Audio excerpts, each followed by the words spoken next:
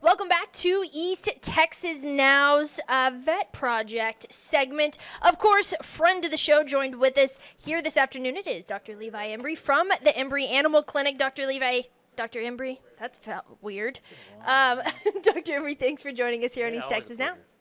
All right, now we are getting into the nitty-gritty of some questions here for vet owners. We're talking all things bladder stones, which isn't the prettiest of topics here, but definitely something that, pet owners wanted to know. They asked us about, wrote in, so we're going to go for it, all right? First and foremost, what are bladder stones? What causes them? And are they an issue in both dogs and cats? Yes, they are an issue in both dogs and cats. They can be caused by a number of things. In dogs, probably the primary one is caused by bacterial infection, so it can be secondary to a cystitis, a bladder infection.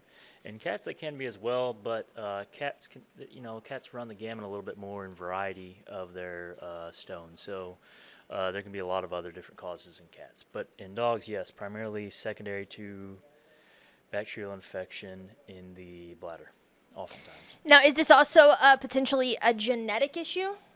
In some cases, it can be, yes. So we talk about two different types of, or more than two, but there's several different types of stones in dogs. Some of them can be genetic. For example, calcium oxalate stones can be a genetic, it does have a genetic tendency. Schnauzers, terriers, they can get calcium oxalate stones. The last stones we took out of a Yorkie were calcium oxalates. So those can definitely have a genetic component to them, yep.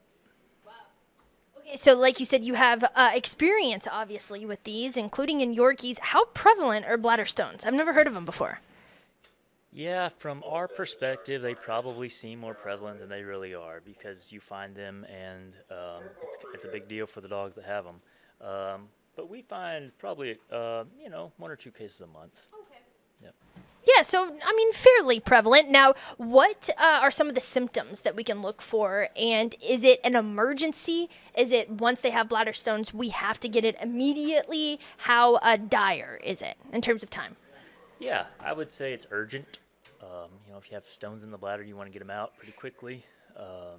Symptoms, a lot of times the symptoms are going to be identical to the symptoms that you would see with a bladder infection. So a lot of those animals will be urinating more frequently. They may be straining to urinate. In cats, it can sometimes look like they're constipated, and that oftentimes happens where someone will bring in an animal for what they think is constipation, and sometimes it is. Sometimes though it's bladder disease. So those, yeah. Also, if you see any blood in the urine, anything like that, that can be a sign also that raises concerns about bladder stones, bladder infection too, and a few other things. But bladder stones being on the list.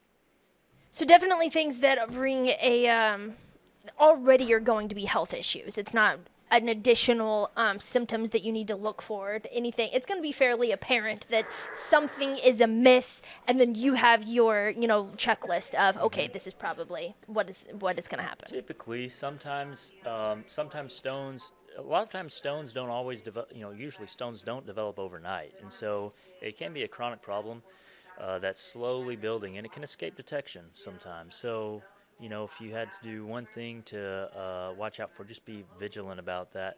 Most people tend to be more normal, and so they don't observe their animals urinating closely every day. But you might want to change, and so that could be that is usually how you'll pick it up, is by seeing abnormalities in their urinating behavior. That makes sense. I know that most people, for dogs that are especially of larger breeds, larger sizes, including my dog, when they take a bathroom break, they take a bathroom break in the grass. And so as far as discoloration or blood in the urine, that might be something that I tend to take a closer look at, or make sure at least, would you say like monitoring at least once a week, making sure she pees somewhere that like you can monitor, maybe in the dirt, or something like that, to see if there's anything, or is grass just fine as long as you know that she's peeing?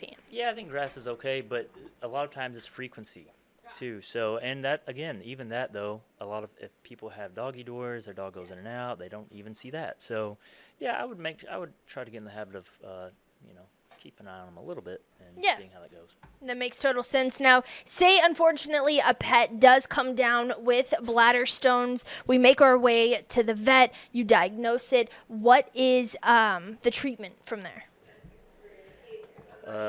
Usually surgery. We go in and get them out, and the sooner you can do that, the better. Yeah.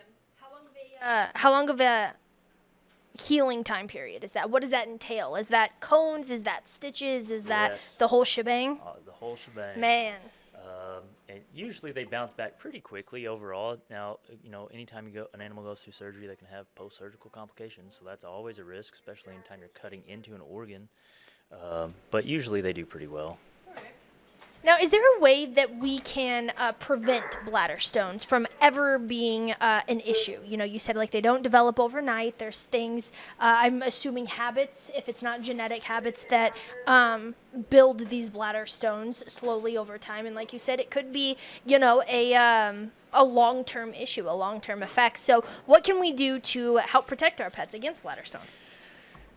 If I had to suggest one thing, it would be early detection of a bladder infection, because especially with one stone, it's called struvite stone. It's probably the most common one we see in dogs. It's caused by a bacterial infection. The bacteria produce an enzyme called urease that cleaves urea, which is abundant in urine, and from there it goes. It cleaves the urea into a sodium bicarb, or just a bicarb molecule, and an ammonia molecule. The ammonia can form a salt, which becomes less soluble as the pH goes up, which the bicarb raises the pH. And so that's how that struvite stone all works. Very interesting if you're a chemistry person. But by addressing that urinary tract infection quickly, you can prevent it from ever happening in the first place. That'd be the biggest thing. Makes a lot of sense. All right, now, if untreated, if, like you said, maybe somebody has a pet that they didn't notice their urinary patterns or maybe the discoloration, anything like that, if left untreated, is this a fatal issue? Usually not fatal. In cats can become obstructed, and dogs can become obstructed too, for that matter, and then that can be fatal. But most cases aren't fatal, just very uncomfortable. You'll be able to notice way before it gets to an obstruction issue, I would Hopefully. think. Okay. Well, is there anything else that we haven't touched on when it comes to bladder stones in dogs or cats that you want to make sure East Texas Now viewers know? I think we covered the big ones. Yeah. Yeah. Okay, well, good job. From there, it is always a pleasure talking to you. We'll see you again back here at the desk here shortly. Sounds good. All right, y'all. Now, if you want to have your questions answered here on East Texas Now's Pet Project, this is what you can do. Give me just 1 second. I believe we have this here. Yeah. There it is. This is what you can do. Go ahead and boom, boom. There it is. If you do have any questions, you can send them in to vetproject@KLTV or KTRE.com. We'll be able to see those questions, get them on over to our vet. You just might hear one of our local vets next week answering yours.